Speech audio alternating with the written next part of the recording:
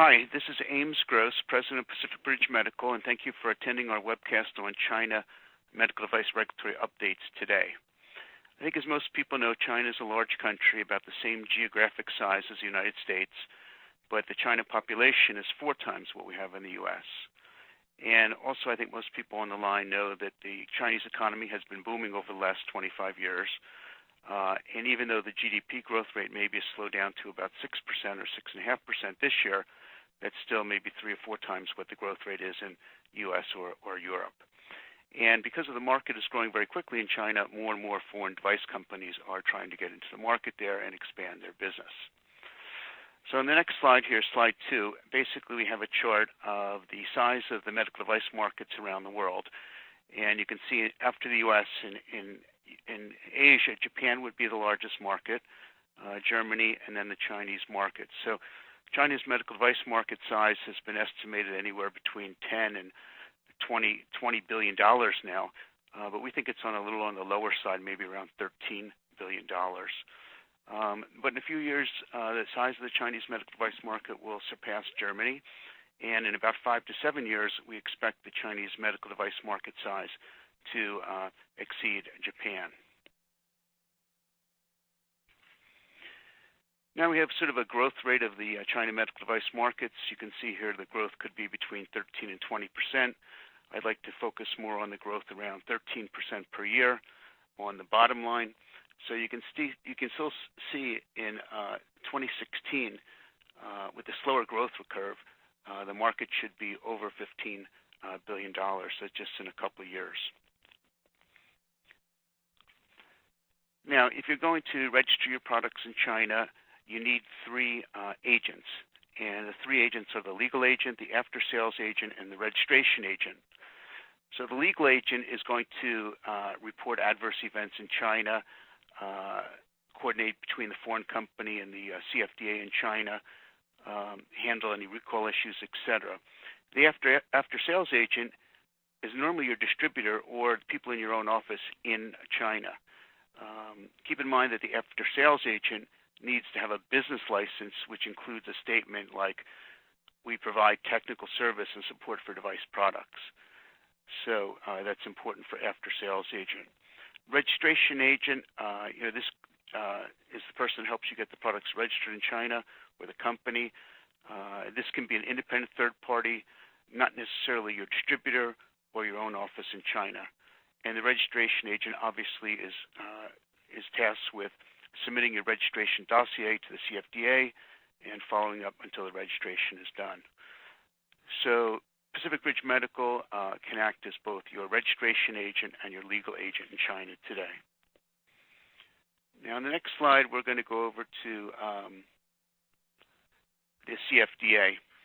So I think formerly the State Food and Drug Administration, which was founded in 1998, was rebranded and restructured as the CFDA last March in 2013. And also, the CFDA at that time was elevated to a ministerial level agency, replacing a large group of overlapping regulators. It should help streamline the process. In addition, the CFDA being evaluated to a ministry is important because it means there's one less level of bureaucracy that now regulates medical devices. The CFDA has internal organization of around 17 departments, and the other main agency in China would be the AQSIQ, the General Administration of Quality Supervision, and this agency carries out inspections at customs with various departments in such areas as quality management, product quality, law enforcement, supervision against counterfeits. So I think most people on the phone on the line today are familiar with the CFDA. Now, under the SFDA, there was one medical device department that had the responsibility of medical device registration, drawing up national standards, medical device classifications, adverse event monitoring, etc. But now, as of last March, under the new CFDA, these responsibilities are now split between 2 medical device departments. And here you can see the charts for the Department of Medical Device Registration and the Department of Medical Device Supervision. So the Department of Medical Device Registration on the top there is in charge of registrations for imported medical devices and domestically made Class 3 devices. They're also involved with the classification, implementing good practices for medical devices, etc.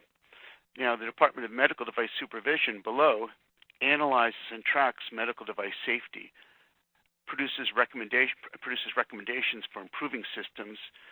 It's in charge of the lower-level administrative departments to provide licensing, defects, and corrects improper and illegal activity.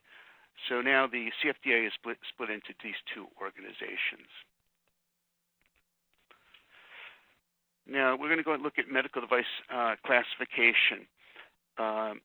Classification in China is fairly similar to what you find in the U.S. or Europe, but the Chinese and the CFDA may have different opinions on the risk of a medical device, leading it to different classifications of the same device as compared to the classifications in the U.S. or Europe. So, for example, a product that is a Class 2 device in the United States can be classified as a Class 3 device in China.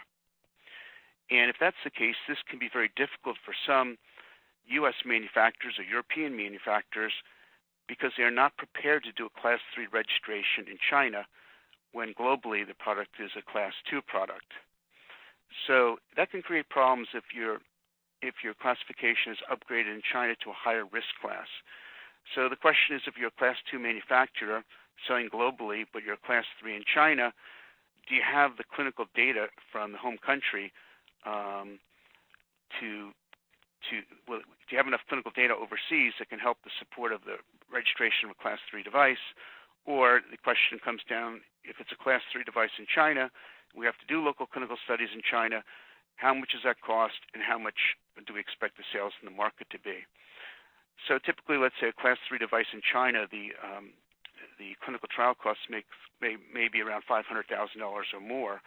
And so if the sales of the product are only $2 million, companies are going to try to figure out if that's a worthwhile investment for them, as the classification has gone from a 2 to a Class 3 in China today.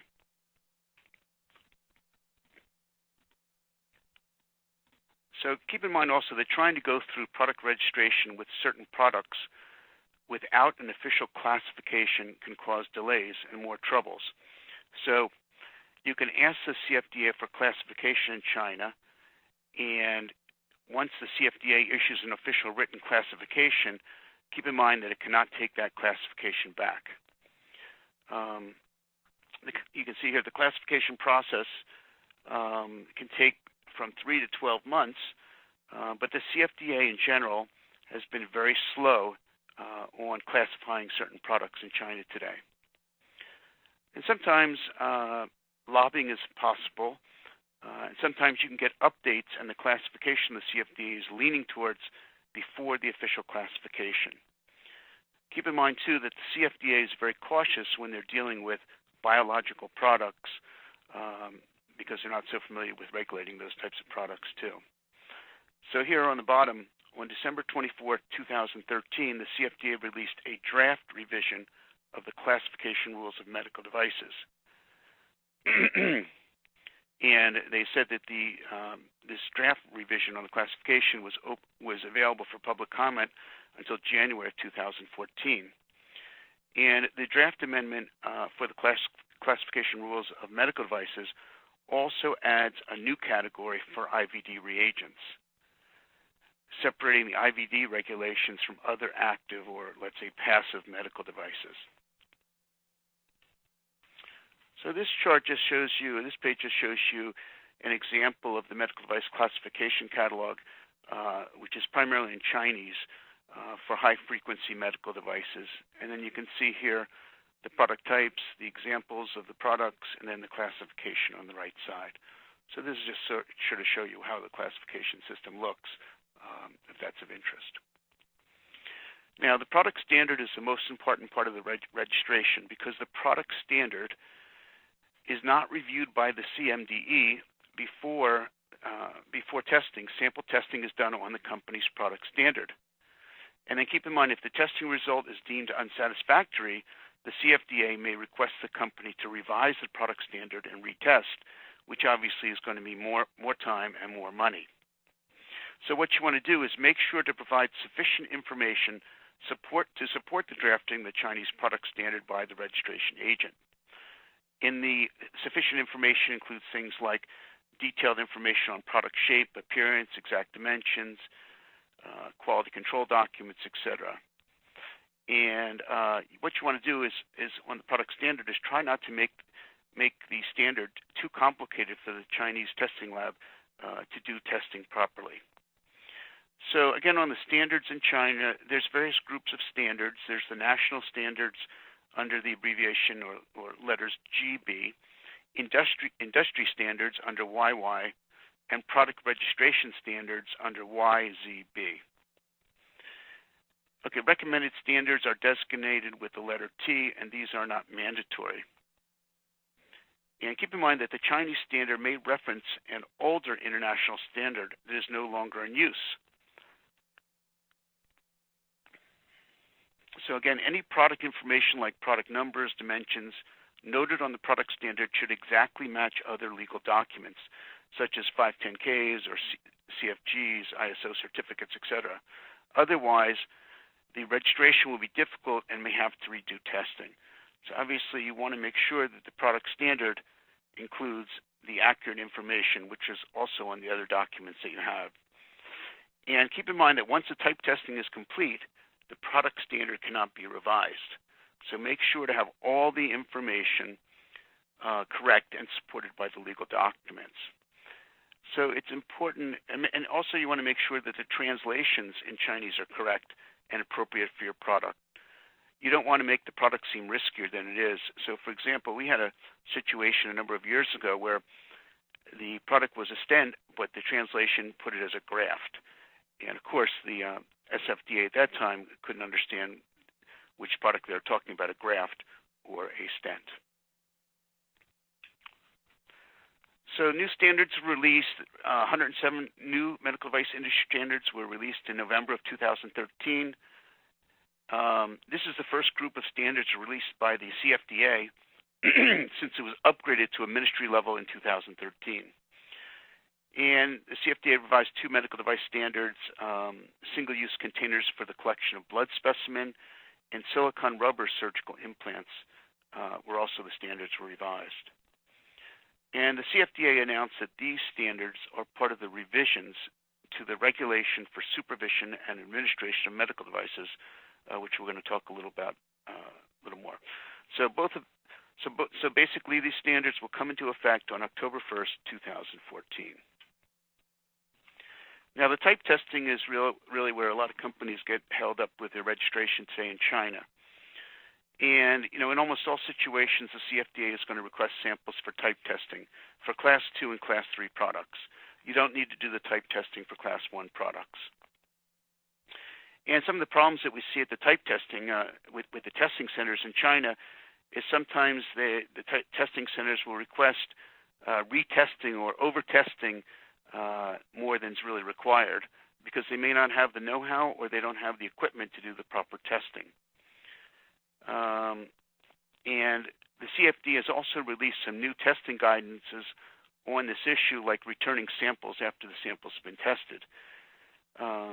So, it's okay to push back with the testing centers, especially, I'd say, if you can provide scientific rationale or offer another solution, like, say, doing a risk assessment or providing a third-party opinion. Again, the testing centers will use the product standard to determine what tests to conduct. Okay, applicants can submit from foreign testing reports, but the CFDA will most likely only waive a few foreign tests to meet the local requirements. And the most important thing is keep in mind that you cannot begin clinical trials if your product requires clinical trials in China for registration until the testing is complete. Now, the testing certificate is only valid for 1 year. So what you need to do if you're doing clinical trials, you need to submit your dossier with the testing certificate, which is only valid for 1 year, and say that the clinical trials are pending and submit the clinical data after that so that you can meet the testing certificate requirements of only being valid for 1 year. it is likely that I'd say within 1 to 3 years, a more advanced testing center market should be established because too many foreign companies are really having problems with the testing centers during the registration process. Here we have a list of the testing centers, but keep in mind these testing centers are not internationally certified, so you can't use the test results in other applications you might want to submit in other countries. And keep in mind also that you do not normally at the testing centers normally do not give you a full report back after the testing. You generally just get a pass or fail notification with not that much detail. Besides the 10 national testing centers, there's 40 affiliated testing institutes, and these are mostly government, provincial CFDA offices, large hospital labs, etc., where the CFDA 10 national centers may subcontract to these 40 affiliated testing institutes. Keep in mind it's really important to maintain a relationship with both the testing center and the affiliate labs that the center might use, both for successful testing and also as you're developing your key opinion leaders. Okay, and the plans for testing centers in the future expand current testing categories, improving the efficiency of technical support, providing more accurate data, bringing testing up to international standards. So the Chinese government has realized that they have a real problem now with the testing centers. The lines are backed up almost 6 months. Whereas in the past, you had to wait in line maybe 2 or 3 months. And because the testing procedures are backed up, the overall registration time for a product has become significantly longer in China today. Now, in this chart here, we just have a situation where we're looking at the device classifications, class 1 and 2 on the left, and then if it's an imported device, class 1 or 2, it's going to be approved by the national CFDA. And then if it's class 1 or 2 and is locally manufactured, it's going to be approved by the city or the provincial CFDA. And then for class 3 products on the bottom there, you can see both imported and locally made class 3 products need to be approved by the national CFDA. But keep in mind, too, that if you're thinking about making your products in China, that normally for class 1 and 2 products that you make in China that are domestically made, it's easier to get through the CFDA, the provincial CFDAs, than maybe, let's say, the national CFDA. In general, I'd say that's the case.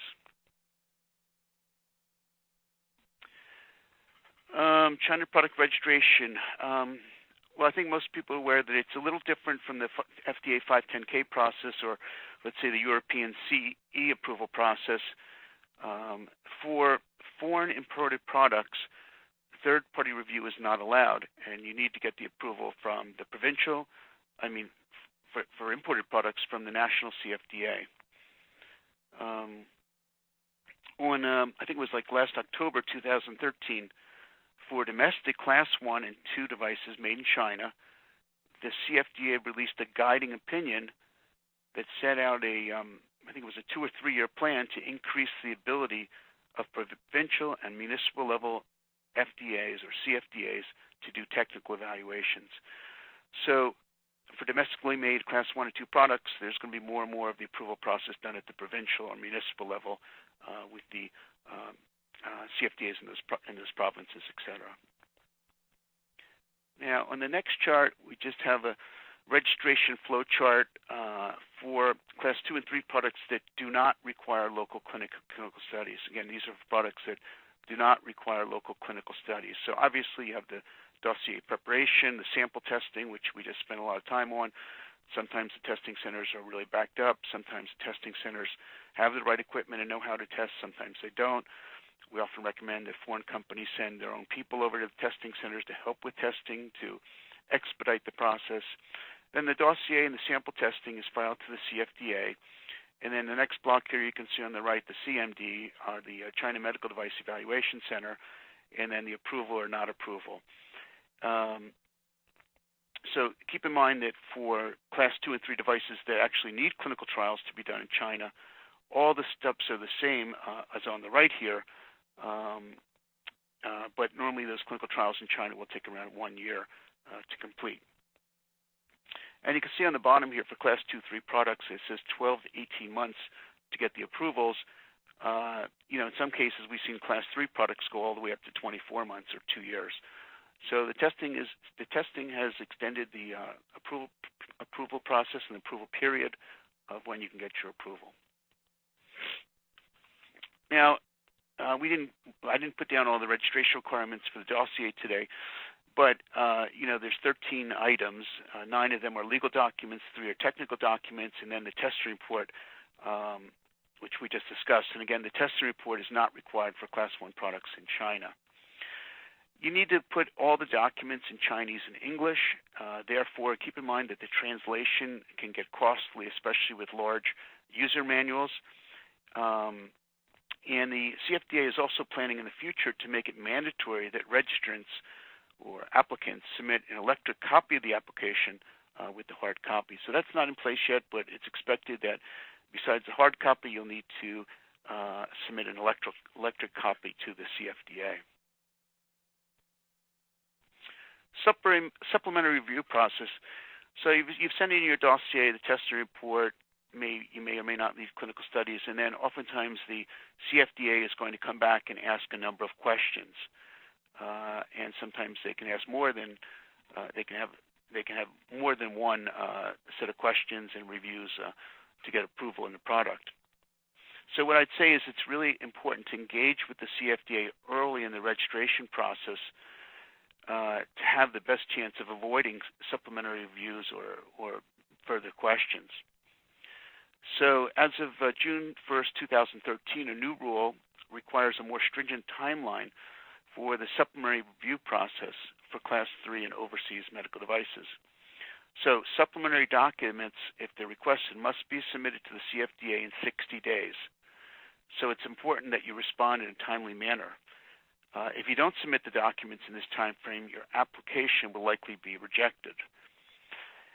Sometimes applicants may request an extension of an extra 60 days, but again, the application may be returned or rejected if the applicant doesn't submit the supplementary data in the 120-day time frame, so 60 days plus 60 days on the extension. And then keep in mind, if the supplementary information is still not sufficient, the applicant has 15 days to submit further materials, but keep in mind that if the applicant submits further information and the information is still deemed insufficient by the CFDA, or if the applicant can't submit further materials within these 15 days, the application will be returned, and you won't get a registration. So, what we found in practice is that the Center for Medical Device Evaluation often requests more than 2 rounds of supplementary reviews, especially for high-risk Class 3 devices. And oftentimes there's new questions raised in the second or third round of questions. Okay, so we'll go on to the next slide now. The CCC, people are familiar with. So previously, the China Compulsory Certificate, the CCC, was necessary for 7 types of medical devices, including medical X-rays, hemodialysis equipment, blood purification devices, artificial heart-lung machines, electrocardiographs, implantable pacemakers, hollow fiber dialyzers, and latex condoms. But in May 2013, the CFDA announced that the CCC was no longer necessary for these 8 product categories, meaning that basically no medical devices require a CC mark anymore going forward. So that's a big change too. Now, if you look at product registration, registrations in China have been valid for 4 years, but it's expected in 2014 to change to 5 years. So the registration would be valid for 5 years and not for 4 years. But keep in mind that you really want to submit the renewal application at least 6 months before your import license expires. And again, if you don't get the renewal application on time, your product may be considered a new product registration application and not a re-registration. It's always best for companies to keep a copy of the dossier submission in Chinese and English, as well as the approval certificates in their office, So, for example, if you had your distributor register the products, ask the distributor for a copy of the dossier that was submitted, and also make sure you have a copy of the approval certificate. Because if you want to switch distributors later on, it's best to have that information for re-registration or or if you have to do a new registration. And with regard to the re-registration, over the last year or so, there were a lot of situations where the CFDA could not process the re-registration documents quick enough. So basically companies that wanted to sell to China had to sell products that were made prior to the initial registration expiring. And a lot of companies then had to stockpile inventory in China so they wouldn't, because the re-registration was being delayed. But now they put in place some new re-registration requirements, which we're going to talk about next. So in December 2013, because of the renewal process being so slow, and because companies could not sell product made after the initial license expired, they announced a simplified renewal process, which took effect January 1, 2014. And so basically the situation is, if the product's manual or basic standards have not changed, you can do a simple re-registration with no changes. And in this case, you don't need to resubmit the manuals, inspection reports, and product standard, but you do need to submit a declaration that the products comply with the current CFDA standards and no changes have been made to the products. So again, this is helping to simplify the re-registration and expedite the process for re-registration. So if the product's manuals or basic standards have not changed, and you do not need to resubmit these materials, but you need to submit a declaration that the products comply with the current CFDA standards. Now, if the product's manufacturing location changes on the second bullet point here, so in the past, if the product manufacturing location changed, what did you have to do in China? You'd have to re-register the products from scratch. So this is a fairly onerous procedure. So again, in an effort to do better with the re-registration requirements, if the manufacturing locations change, you don't need to resubmit the user manuals, inspection reports, or the product standards, but you do need to submit a declaration of the change, self-test reports and devices made at the new site, inspection reports of quality, etc.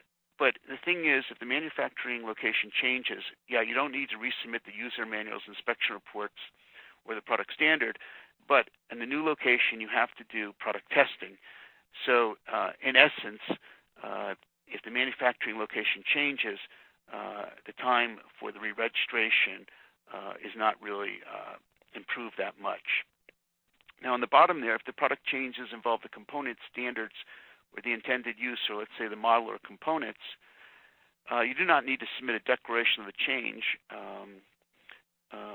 but you need to provide technical information, a comparison list of the changes to the product, and explanations of why you made these changes. So in other words, any modifications to the product standard, the comparison of the old to the new manual, and these kinds of things. Now again, the re-registration requirements in China for medical devices do not apply to IVD reagents, and prior to this process, it would take 6 or more months for the renewal.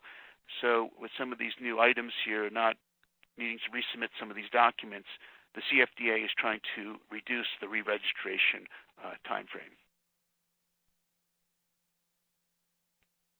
Country of origin, obviously, that's an issue.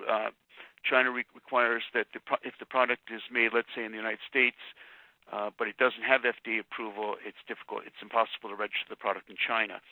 So what you have is a lot of medical device companies now trying to get the CE mark in Europe, which is easier than getting normally the U.S. FDA approval, and then apply to China for registration using the CE or the European approval.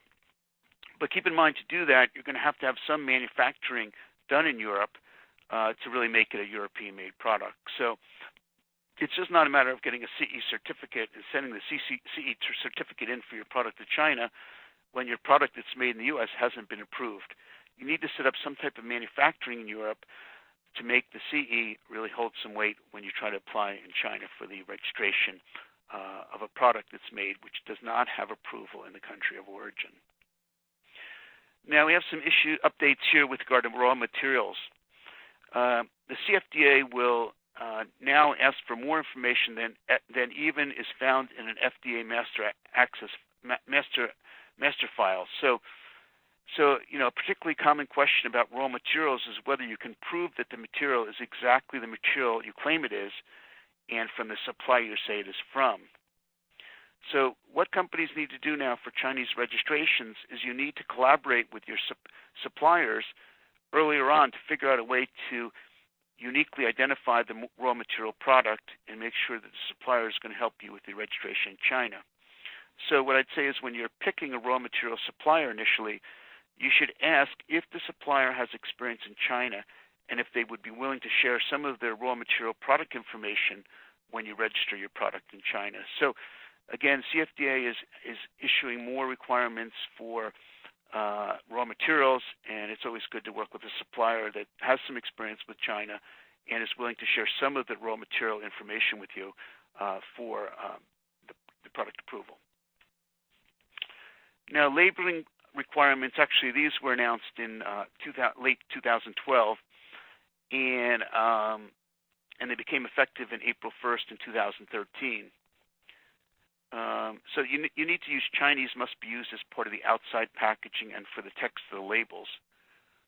And these kind of new packaging procedures or labeling procedures also need to be integrated into the manufacturer's QMS.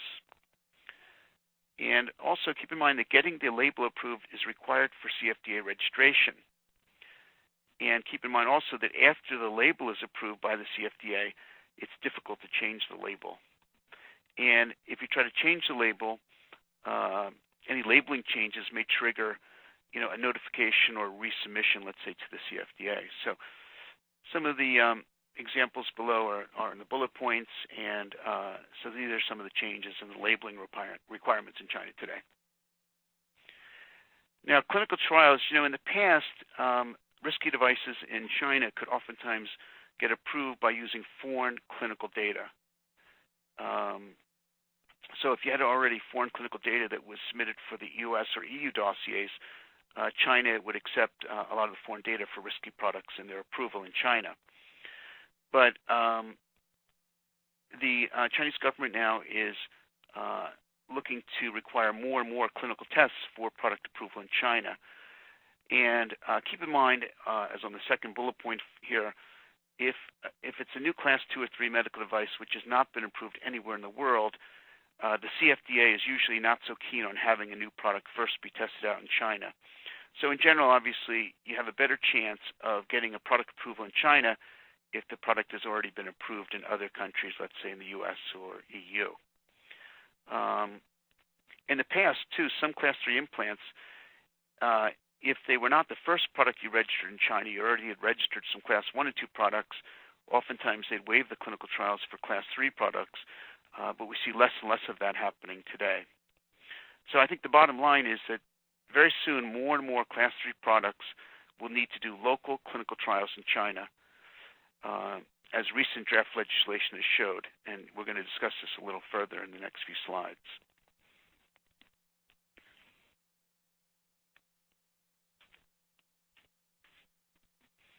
So obviously, clinical trials in China need to follow China's good GCP requirements, not U.S. GCP requirements. And the regulations on medical device clinical trial requirements are going to became initially effective in 2004. But keep in mind the regulation for clinical trials in China gives more a general format for medical devices and a general format for let's say clinical protocol and clinical reports. And keep in mind also in China now that device clinical studies do not need pre-approval from the CFDA.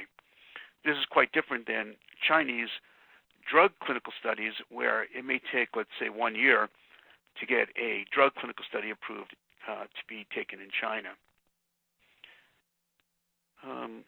But there is, and also keep in mind that besides the fact that the clinical trials for devices in China do not need pre-approval, there is really no detailed guidance on the clinical requirements for different types of products or different categories of products, such as how many hospitals, cases, or how long the treatment duration and follow-up should be. So clinical trials in China, there's not that many rules and regulations about to follow, and you need to work with your KOLs and also with the CFDA to try to determine how to do the clinical trial in China if it's required. Now, on the next slide, excuse me. So in 2012, the CFDA published a draft revised regulation on medical device clinical trial requirements. And what they're planning to do, though, is expand the original. In this draft, they were trying to expand from 29 articles and 7 chapters to 103 articles and 11 chapters with much more detailed GCP, good clinical practice, operational guidance. And the revised GCP in China will be in accordance with the international GPC standards. And the revised Chinese GCP will cover issues such as regulations on patients' rights, clinical study protocol, ethics committee responsibilities, and things like that. So what the Chinese government is trying to do is to upgrade the certification for clinical trial organizations and to push clinical institutions to improve their facilities, personnel, and quality of the clinical studies.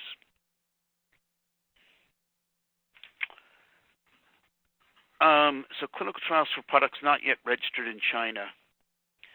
And so there's a chance you can waive clinical trials in China for Class 3 products, but waiving clinical trials would include, really presenting a good review and a summary of the current clinical data that you have, and also maybe you could send some medical experts to do some lobbying with the leading doctors or KOLs before the meetings or be present at the meetings to answer questions. Obviously, the key on waiving clinical trials is the data and making sure that the KOLs in China are on your side. So more local clinical trials are required to supplement overseas trials. I mentioned that there's going to be more and more local clinical trials required. And then in September 2013, the CFDA announced a draft guidance that requires local clinical trials for 15 types of high-risk medical devices. And they put this for comment toward the end of 2013. So again, the CFDA announced a draft guidance that requires local clinical trials for 15 types of high-risk medical devices. And examples of these high-risk medical devices would include things like implantable pacemakers or implantable blood pumps, artificial heart valves, and products like that.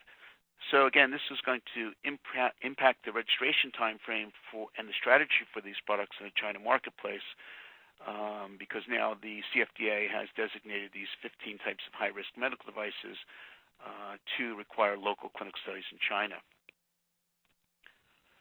And you can see here on the third bullet point, manufacturers will need to submit a clinical trial application to the CFDA, and it's expected that the clinical trial application to the CFDA, it's going to take maybe between 90 and 100 working days to get the approval.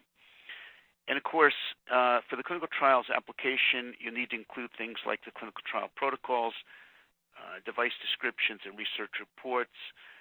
And clinical trial applications will undergo a technical review by the Center for Medical Device Evaluation.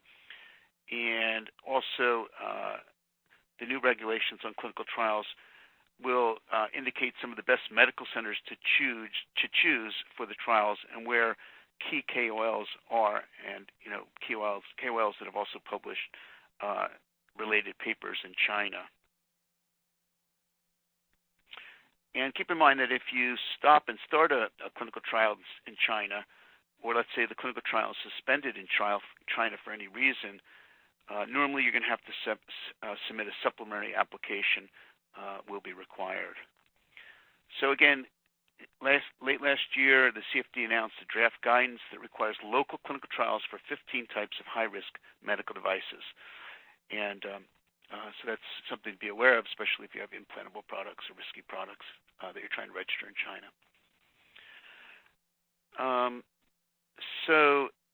In October 2013, 1 month later, the CFD published a second set of Class 2 medical devices that will be exempt from doing clinical trials in China. So here, the CFDA published a second set of Class 2 medical devices that will be exempt from doing clinical trials in China. And these Class 2 products were selected to be exempt because they have well-known, well-developed technology and a long history of being sold on the Chinese market, or any preclinical evaluation or clinical data that's from overseas would be adequate to establish their safety and efficacy. And so the announcement by the CFDA of these Class 2 products that would be exempt from doing clinical trials actually covers 142 products from 25 categories of Class 2 devices. And Class 2 products that would be exempt from clinical trials in China now include things like a transfusion dialysis apparatus or disposable endotracheal tubes or whatever. So it's important to see if your Class 2 product is one of the 142 products now that are going to be exempted from clinical trials in China going forward, especially if you're planning to register new Class 2 products. And manufacturers, you can see on the last bullet point, that are applying for registration of one of these new exempted medical devices would be able to submit a written application to the CFDA to receive an exemption from undertaking clinical trials in China. And, of course, obviously for Class 2 products, if you're exempted, not having to do clinical trials is going to reduce the cost of registration, simplify the registration procedure, and shorten the registration timeline in China. Now, the next few slides, we're talking about a few situations. Oftentimes, a foreign company is going to contract with a Chinese medical device manufacturer, and then let's say a foreign company has an office in Shanghai. They have a sales and marketing office there, but they're utilizing a Chinese subcontractor to make the products. So keep in mind, in this situation, though, the legal manufacturer will be the Chinese manufacturer. And then, your Chinese office may be acting as a sales and marketing operation dealing with distributors. But if your subcontractor, the Chinese manufacturer, is making the products and you only have a sales and marketing operation in China, the Chinese manufacturer is going to be the product license holder, not the foreign company. And, of course, if the product license holder is the Chinese subcontract manufacturer, many foreign companies are going to be nervous about this because you need to supply some of your intellectual property to the Chinese manufacturer to make the product, etc. And again, in this scenario, you have a sales and marketing operation in China, but you're using a subcontract manufacturer in China to make the products. The Chinese manufacturer is responsible for the product registration, quality, and post-market surveillance. And again, your IP is more at risk in this situation. Okay, another situation what we have is if you don't want to have the contract manufacturer be the legal manufacturer in China, we've seen some other scenarios where so the foreign device company has its own factory in China, but its own factory in China may be for assembly, packaging, that kind of thing. But the products are really made by a subcontractor in China. So the foreign company has its own manufacturing operation in China. They still want to use a Chinese subcontractor to make most of the products. And in this case, the foreign company can have the registration in their own name. Of course, the foreign device company's facility in China must be a China GMP approved factory. And in this situation, the foreign company has a factory in China but also uses a subcontractor to make the products in China, can position the Chinese factory as sort of a subcontractor, like a vendor of raw materials. And in this situation, with the foreign company having its own manufacturing in China, even though most of the manufacturing is done by a subcontractor, the foreign company can register the products in China in the foreign company's name.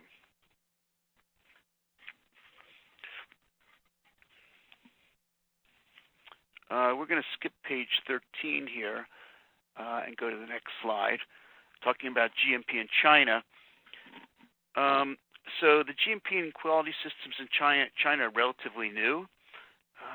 The SFDA, or now the CFDA, started discussions in 2003 and 2004 about GMP in China.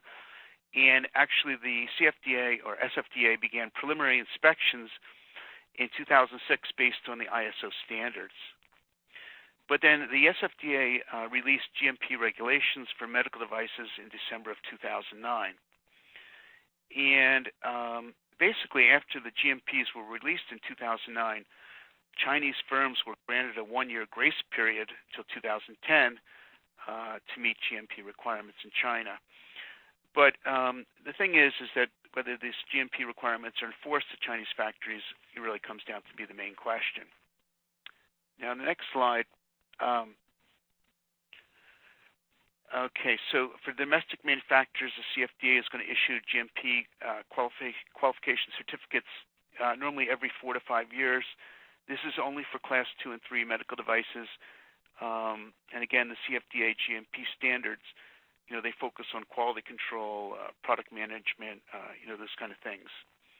Keep in mind that there are differences between the international US FDA and ISO and CFDA GMP, QC, and QA standards. And as you know, the U.S. has now put some FDA inspectors into China to check medical device factories.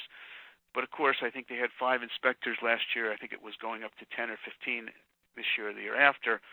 When there's 10,000 medical device factories in China, it's hard for the FDA to get to all those factories. But the CFDA requires foreign manufacturers who export medical devices to China to conform to quality system standards. And if you're a foreign manufacturer, you must guarantee and notarize that you have a qualified complaint system in-house.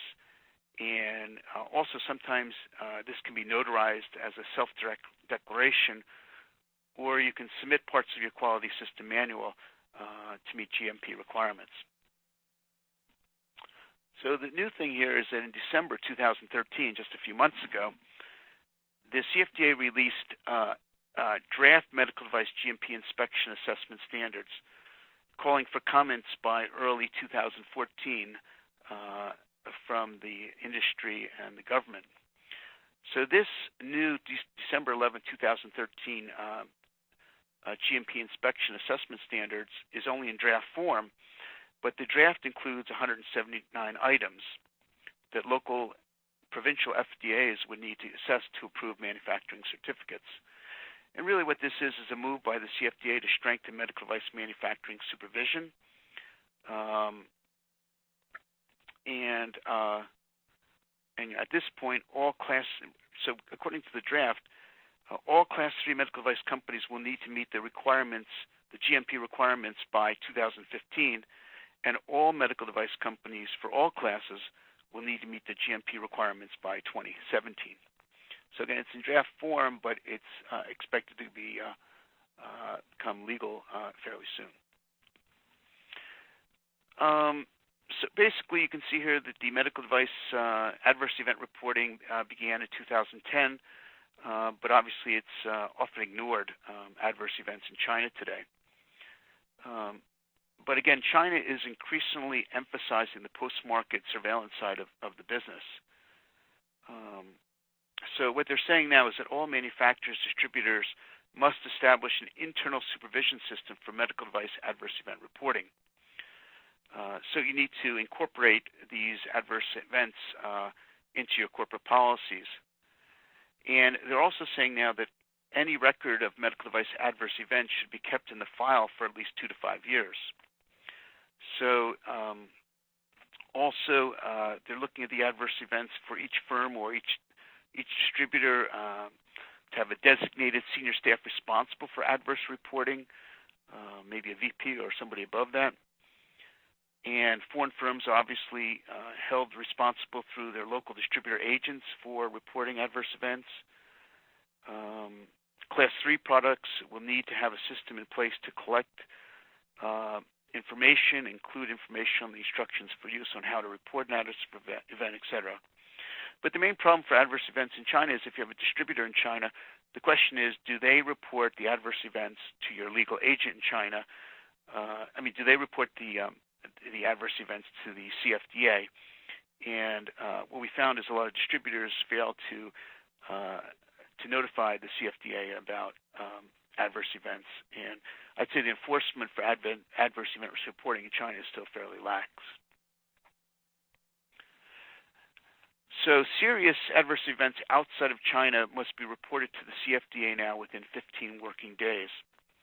So, for example, adverse events that involve death should be reported to the local monitoring institution with 5 working days of learning about the adverse event and the death. And in those situations, the manufacturers must then conduct a review or reevaluation of the safety-related information in the original product registry application. So, depending on the severity of the adverse event, on-site inspections by the manufacturer representatives may be requested by the relevant, let's say, provincial SFDA. And also, the regulators in China monitor the FDA recalls and adverse event requirements.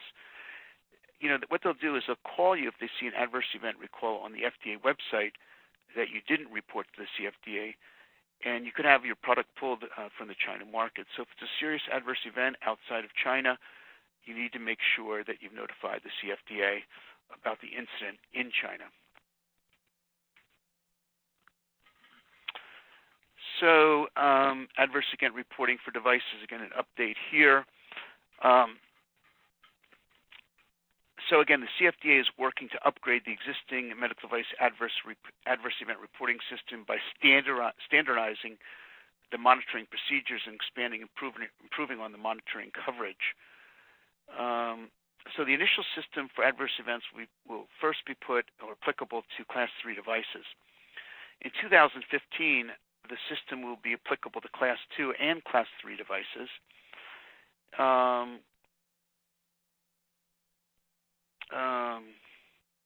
So over 2014, Class 3 medical device manufacturers, Class 2 and 3 medical institutions, and high-risk category medical device manufacturers will be the key users of this new adverse event monitoring system and will be expected to report any medical device adverse events promptly.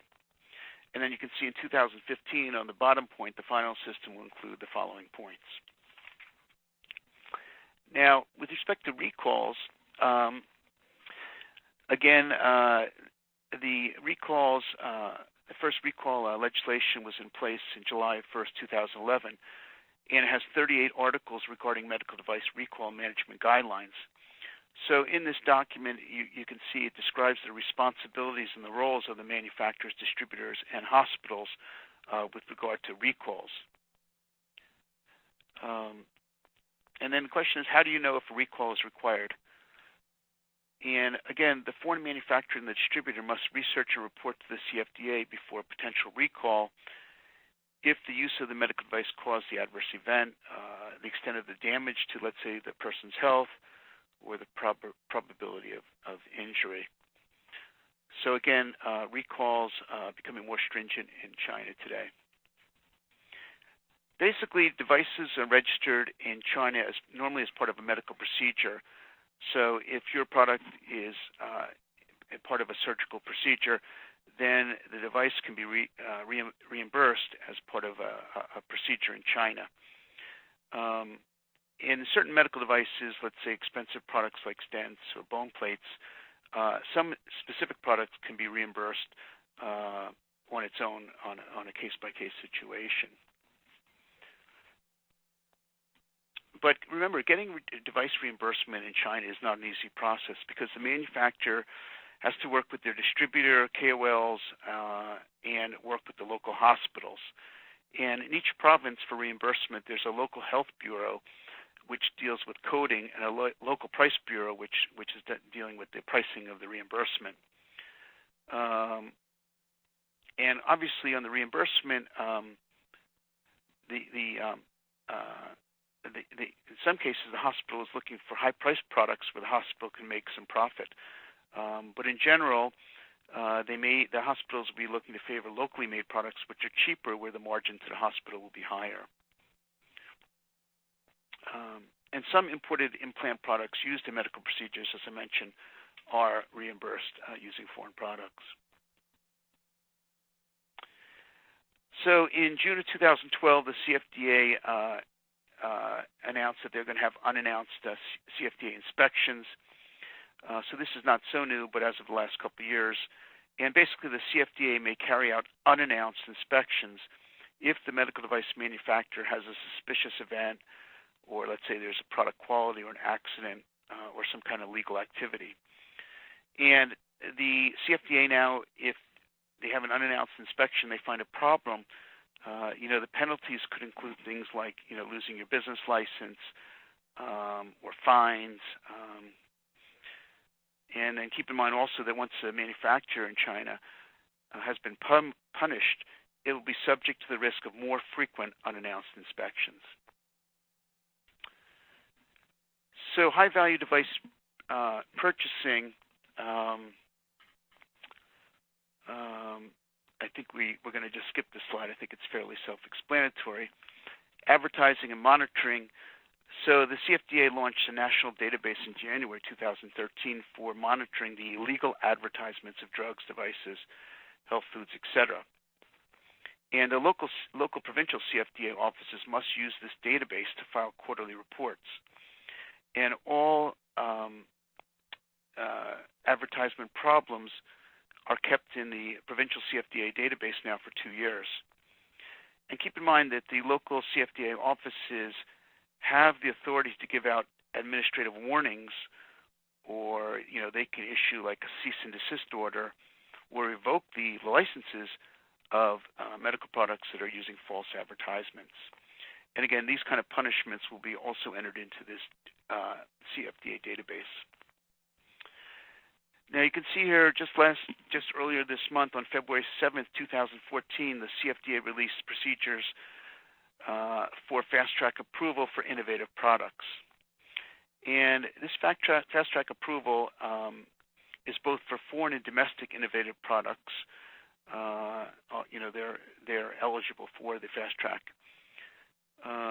And so basically, if the product is qualified as a fast-track product because it's innovative, the application will normally have priority registration review. And normally the CFDA and the provincial CFDA will communicate with the applicant on a very timely basis.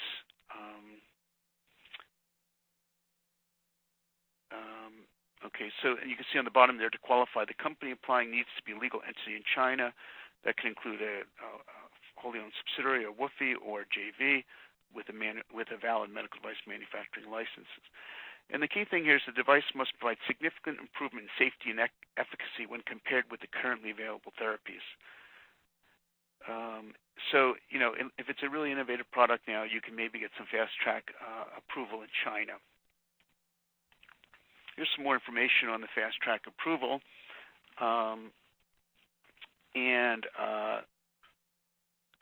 So here,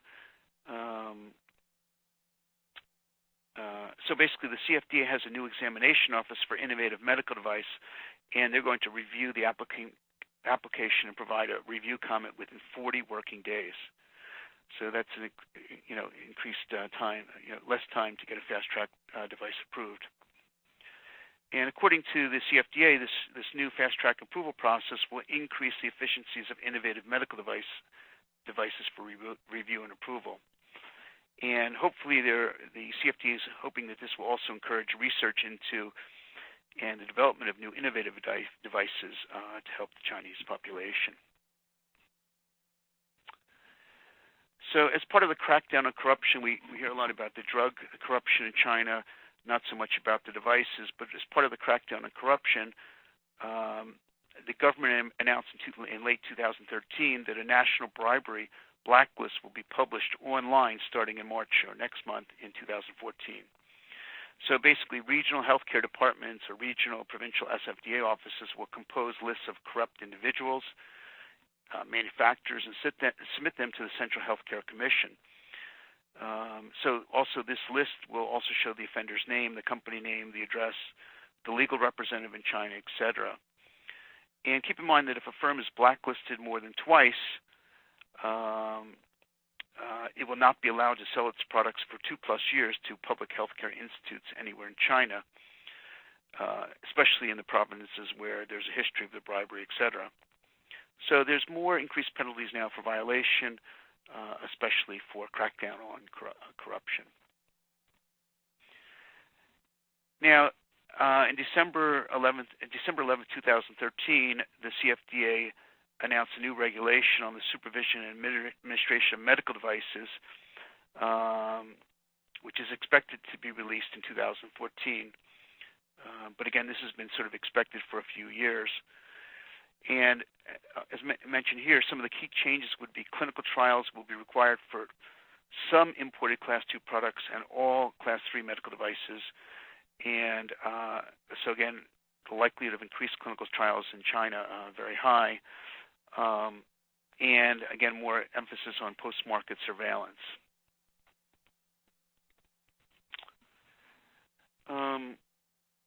Okay, these are some other expected CFDA regulation changes. You can see here, so we'll go to the next slide. Oops. CFDA regulation changes.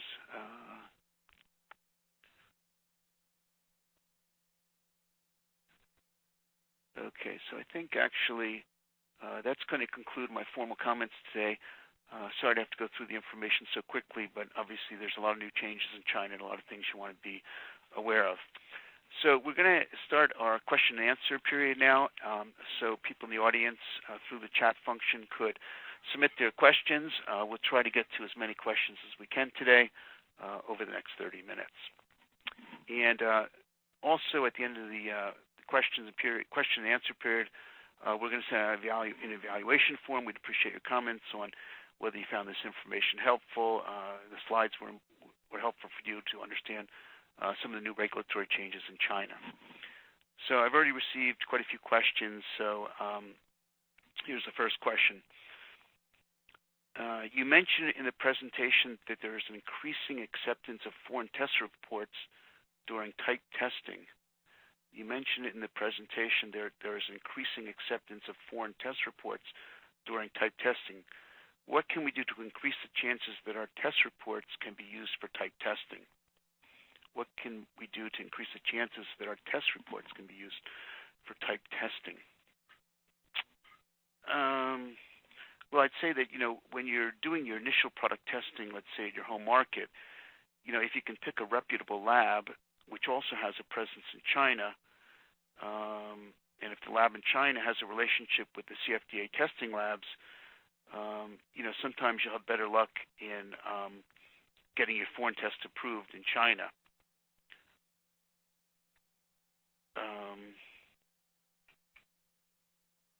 So if the CFDA testing centers have questions about certain foreign tests and have the capabilities to retest, these tests will oftentimes need to be repeated in China. So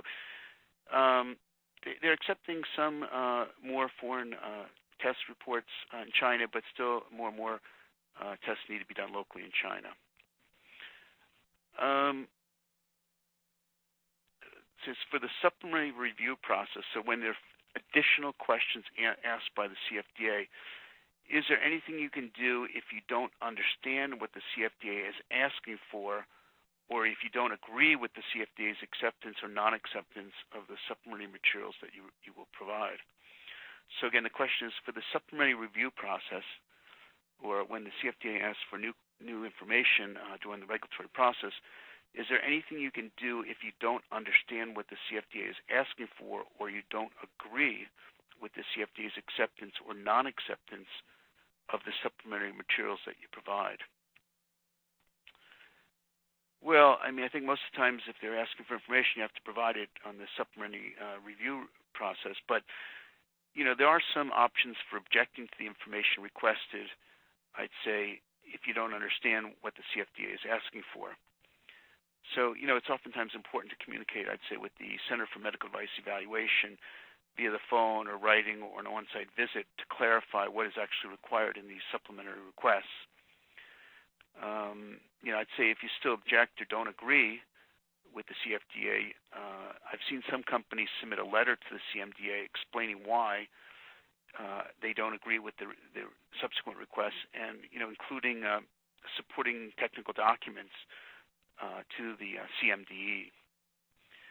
And so the CMDE is willing to listen if you think the additional information they're requesting is not appropriate or whatever. But again, most of the time you have to provide the additional information required by the CFDA. Okay.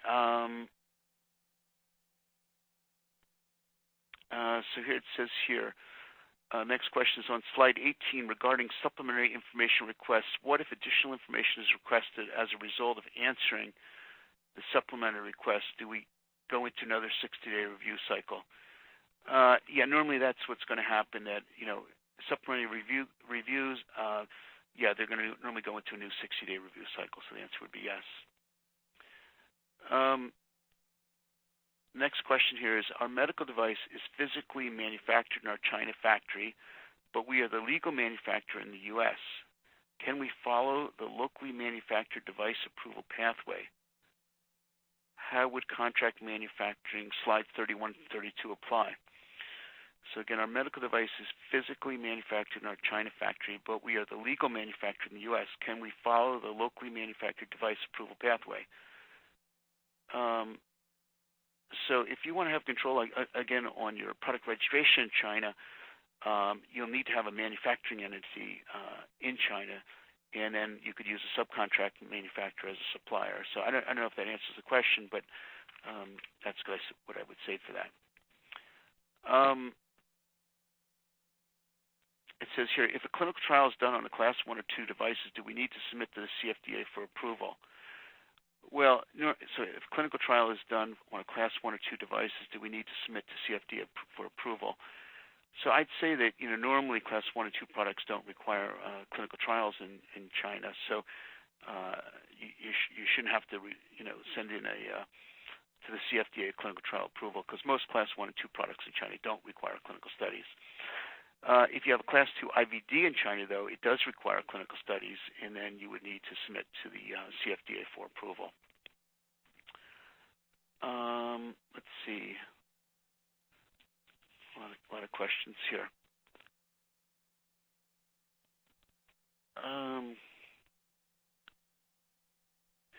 If you have a current SFDA license, will it extend an extra year when they go to 5 years if it is still current? Also, if the license was active prior to all of these changes, are the products on the license grandfathered, not requiring all of the recent changes? So if you have a current SFDA license, would extend an extra year when they go to 5 years if it is still current. Also, if the license was active prior to all of these changes, are the products on the license grandfathered, not requiring all the recent changes? So I'd say that the product registration licenses are good for 4 years now. And then hopefully when you renew it, you get a 5-year term. So if you have a 4-year term now, it's not going to automatically extend to 5 years. But I think they're still sort of in the gray area. Okay, the next question.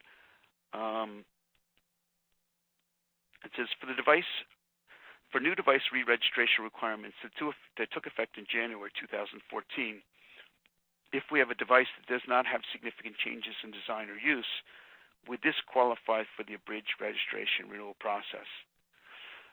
So again, the question is, for the new device re-registration requirements that took effect in January, if we have a device that does have significant changes in design, that does have significant changes in design or use, would this qualify for the abridged registration renewal process? So we're talking about a re-registration of a product that does have significant changes. So I'd say that in general, for medical devices with changes to the basic principles or changes to the structure, design, use, or maybe functionality or performance of the product, you're not going to qualify for the simplified renewal process. And I'd say in those cases, we have significant changes. You'll still need to complete the renewal registration dossier as before, as if it was a new product. You mentioned that Class 2 devices in the U.S. can be classified as Class 3 in China, and thus may require clinical trial data, local clinical trial data for registration application. What can you do if you don't have clinical trial data and don't want to take the time to do a clinical trial in China?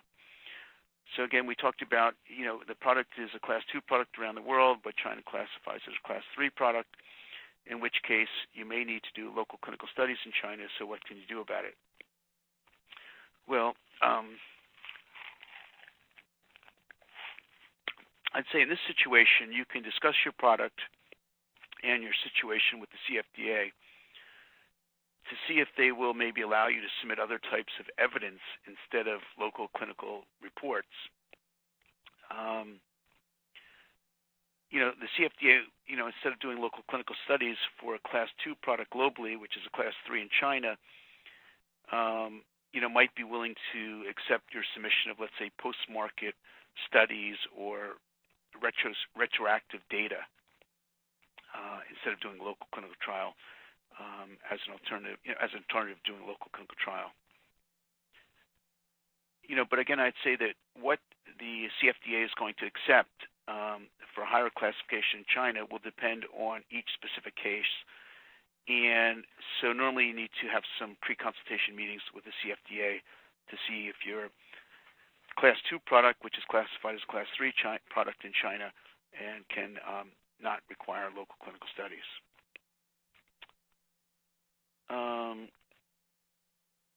Okay, the next question.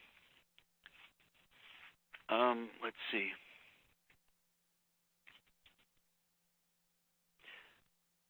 Can you elaborate on the clinical trial process in China? Since no CFDA is required, what's required at the ethics committee level? Well, what I said about clinical trials in China is there's no, you don't have an approval process to do a clinical trial in China, but you need to work closely with the KOLs and the hospitals when you're doing your clinical trials. And right now, it's not required to get ethics committee approval, but they're expecting maybe in the future that clinical trials will require, some ethics committee and informed consent and some other requirements that would be more standardized around the industry. Okay.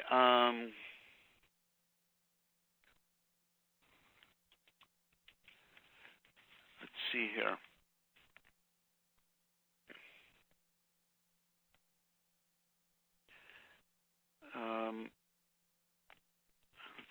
Let's see.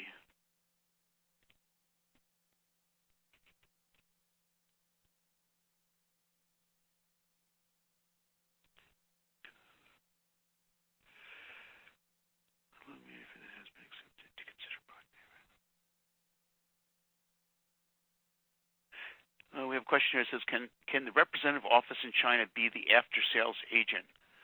Yeah, your representative office, if you have people that can deal with fixing equipment and stuff, yeah, you can be your own after-sales agent in China, or you can also outsource that to a third party that can act as your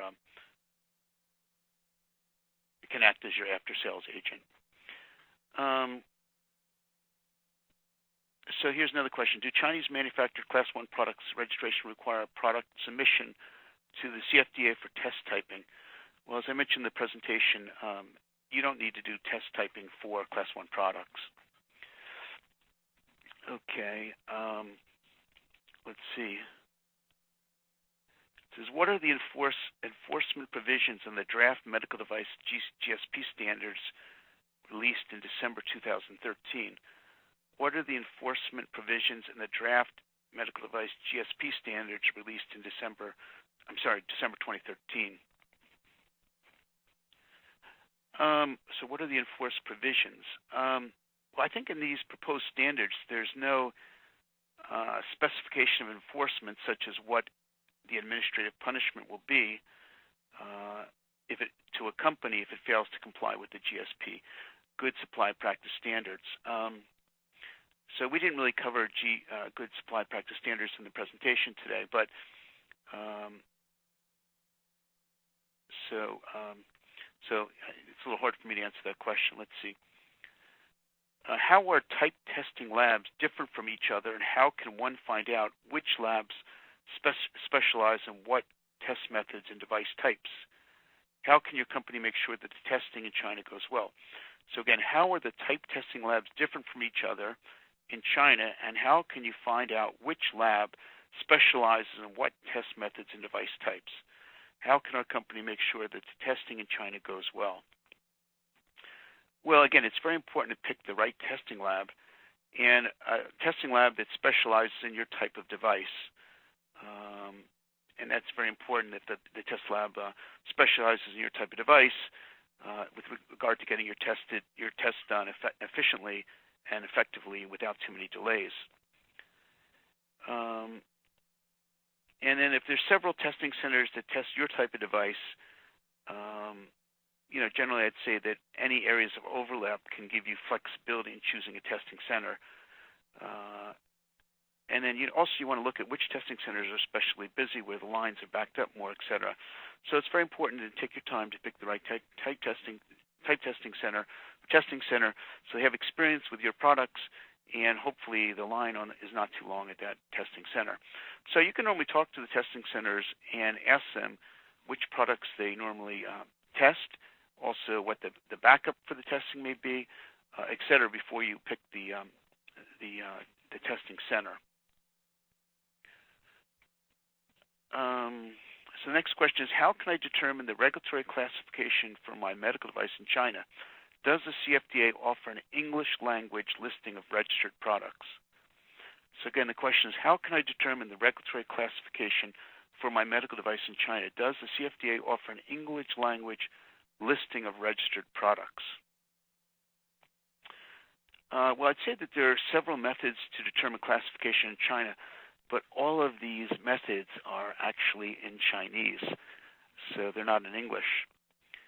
So if you have a Chinese speaker or Chinese reader, you can search the CFDA approval database for similar products in Chinese to help you with your classification determination. And then again, if you're interested in learning about your competitors and how their products are classified, they may have their company name in the Chinese approved database. You can also look at the CFDA medical device classification catalog for a device with similar technology intended use. And normally the CFDA medical device classification catalog is updated every couple of years. You can also look at the CFDA website in Chinese for decisions on device classification that were made for similar products as your product in China. And again, you can also submit an official medical device classification application to the CFDA, but as I mentioned during the presentation, this is going to take a long time normally for the CFDA to give you an official classification. Okay. It says here, can you provide some examples of Class 2 products that may require clinical trials in China? Can you provide some examples of Class 2 products that may require clinical trials in China?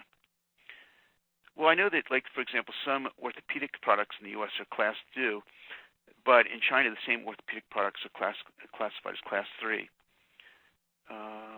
And again, most IVD products that are Class 2 in the U.S. are normally Class 3 IVD products in China. So again, the classification is based on the catalogs and the rules. China uses a risk classification system loosely. In fact, it includes the risk product poses, whether it's a physical or social or economic risk, or depending on the risk products classification, et cetera. So if the central government wants to control the approval of certain products, it might be deemed a Class 3 when it's only Class 2 overseas. Let's see. For a clinical study of the drug, does the approval application device for this drug have to be approved before? For a clinical study of the drug, does the application device for this drug have to be approved before? I'm a little confused with the question. I don't know if you're registering a drug or a device, but Obviously, the rules for clinical studies for drugs are very extensive in China, where the rules for clinical trials of devices are not very extensive. So if you have a combination product, drug, and device, you're normally going to have to meet the requirements for a drug clinical study. Let's see. I have some more questions here.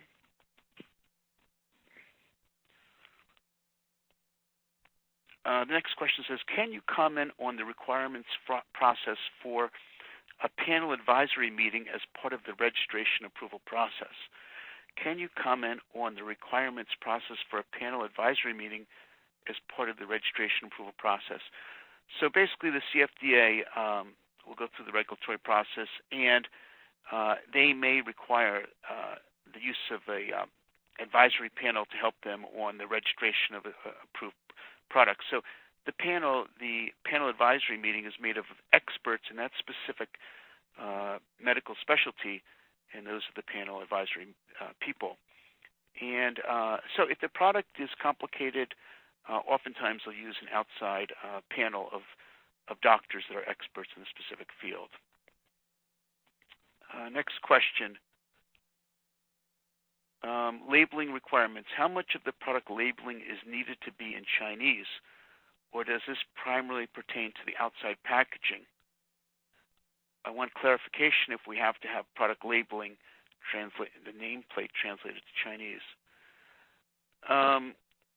Well, as I said before, you need to have the Chinese packaging on the outside of the box for sure. And then how much of the labeling for the product is in Chinese, I guess that is still sort of unclear. But normally you recommend that you have the product labeling being Chinese as you're trying to sell to Chinese people, and not have it in English.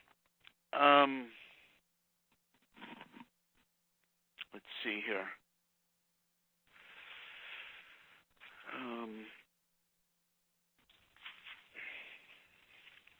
So the next question here, are the Chinese regulations available in English anywhere? Are the Chinese regulations available in English anywhere? Well, the CFDA does have an English version on their website, but the updates to the English version on the CFDA are normally brief and don't go into such detail about the updated regulations.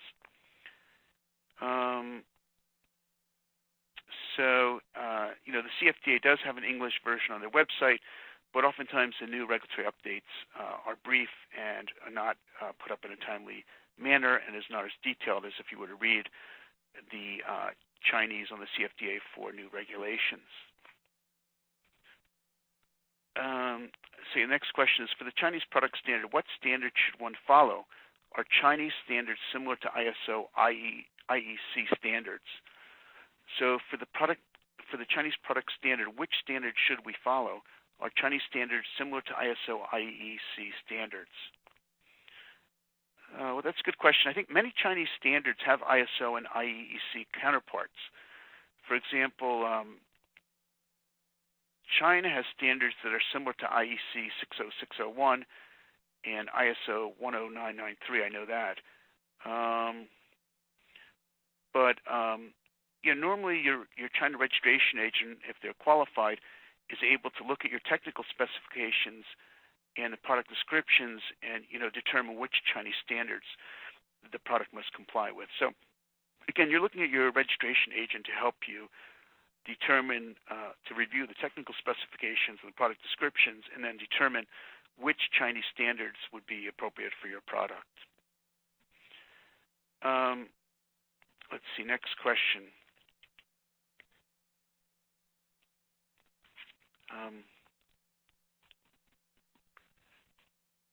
Next question says, if samples are being held up at customs, what do you recommend we do? How can we avoid this in the future?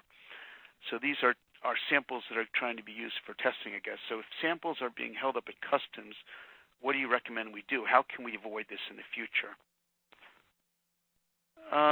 Well, normally for sending samples over for testing, if they're held up in customs, so we usually suggest that our clients use regular courier, like a regular courier service, as opposed to express mail, such as FedEx or UPS. And what we found is that FedEx and UPS usually does not allow third parties to get involved with customs clearance. So again, on the samples you're being sent over for testing, you always want to write samples, no commercial value, to get the products through the customs, and hopefully that'll work. And again, also you want to have the no commercial value on the packaging, invoices, and the paperwork to get through the customs. Let's see. We have time for a couple more questions. Sorry, we won't be able to get to all the questions today because there's about 100 on my desk here, but let's see what else we can have. Are IVD products considered drugs or devices in China? How is this determined? Are IVD products considered drugs or devices in China? How is this determined? Well,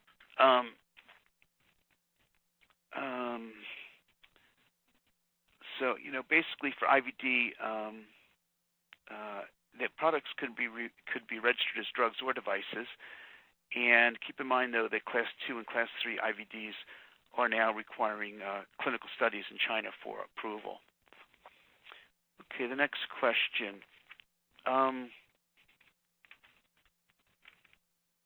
Will local type testing in China always be required? Will local type testing in China always be required?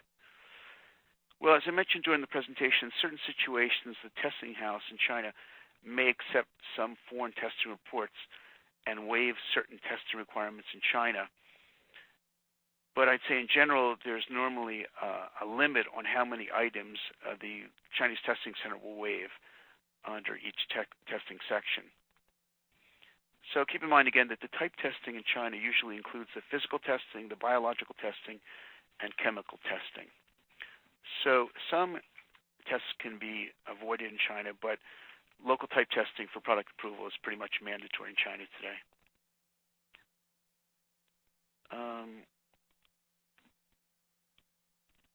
Okay, let's see. Next question here.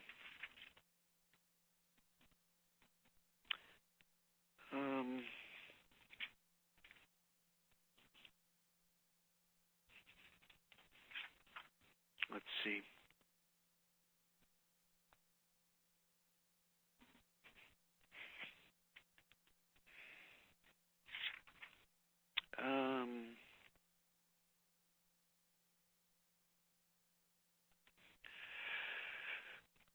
Okay, let's see here.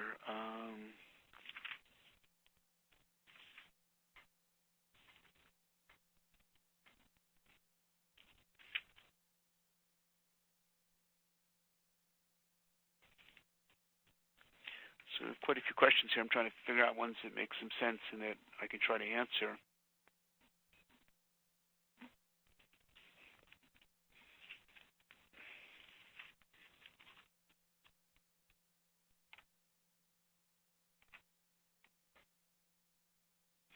Okay, so this next question says, is the sampling and testing of a medical device for quality done once? Is the sampling and testing of a medical device for quality done once? What if the device is changed but re-registration of some form isn't necessary? Will this test be conducted again? Is the sampling and testing of a medical device for quality done once? What if the device is changed but re-registration of some form isn't necessary? Well, I'd say in general that sampling and testing on medical device quality is planned by the CFDA and the local, provincial CFDA groups. In general,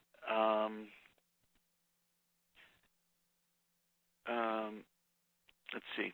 So I just say that if a device fails the testing, the follow-up testing will be conducted after will be required. And if the device is changed, the product registration standard should be modified normally accordingly. So if the changes on the design are major ones, you're going to have to reapply. You're going to have to do your testing again. Last question here today. Can you provide insight on how relationships affect business in China? Can you provide insight on how relationships affect business in China? Well, I'd say that, the Chinese in general tend to see their company much like a family, and they're normally looking for a give and take relationship with a foreign company. Oftentimes you'll find that Chinese employees are often extremely dedicated to their jobs and are willing to do tasks outside of their normal job descriptions. But I think the main thing is that if you're doing business in China, you have to understand how the Chinese people, the culture, the business ethics there, et cetera. And, you have to build relationships of trust in China and the other Asian markets to be effective in dealing with the CFDA there or your distributor, et cetera.